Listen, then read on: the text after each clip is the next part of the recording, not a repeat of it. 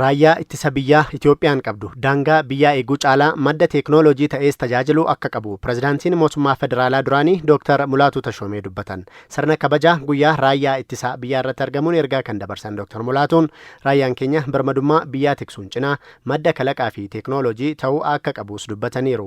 ብሔራዊ ዳር ድንበራችንና ልዑላዊነታችንን የማስከበሩ ብቻ ሳይሆን በሳይንስና ቴክኖሎጂ ራሱን ገንብቶ Raayyaan daangaa keenya eeguu qofaa osoo hin taane saayinsii fi teeknooloojiin of danda'ee kalaqa maddisiisuu akka qabus irraa eegama. Maddi kalaqaa fi teeknooloojii biyyoota hedduu raayyaadha.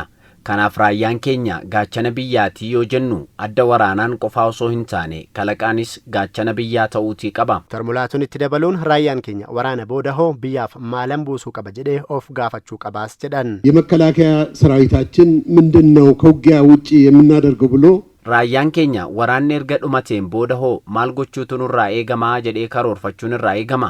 Akkuma biyyoota biraa raayyaan keenya teeknooloojii biyyi barbaaddu karaa maddisiisuu fi biyya biraa irraas madaqsuutiin shoora olaanaatu irraa eegama. Raayyaan ittisa biyyaa goota yoo jennu gootummaan isaa teeknooloojiin yoo hin deeggaramne rakkisaa waan ta'uuf miseensi raayyaa martuu kalaqaa fi argannoo haaraaf of qopheessuu akka qabu simaniiru. ያ ተፈጥሯዊ ጀግንነት ግን በሳይንስና ቴክኖሎጂ ካልታገዘ አስቸጋሪ ነው የሚሆነው. Raayyaan keenya gootummaa inni uumamaan qabu saayinsii fi teeknooloojii yoo hin deeggaramne rakkisaa ta'a. Humni qilleensaa keenya akkasumas humni lafoo fi kutaan waraanaa hafan martuu gama kanaan qophii ta'uu qabu. Addunyaan humna waraanaa teeknooloojii jajjaboo ta'aniin deeggaramaa waan jirtuuf nurraas kanumatu eegama.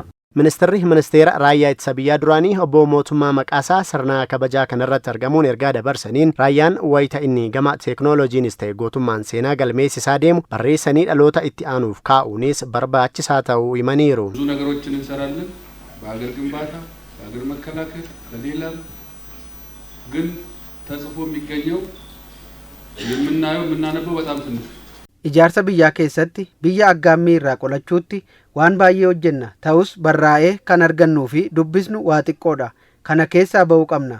Raayyaan keenya hojii teeknooloojii maddisiisuu irratti bobba'uu qaba jennee garuu ammoo barreessinee ol keenyee dhalootaan ga'uuf immoo qophii hin qabnu. Kana irrattis hojjechuu nu gaafata. Sirna kabajaa guyyaa raayyaa ittisa biyyaa guyyaarraa kabajame irrattis kitaabni seenaa jalqabbii waraana kaaba biyya keenya irratti barraa'ee Ya'isaat Qalabat jedhuus eebbifamee jira.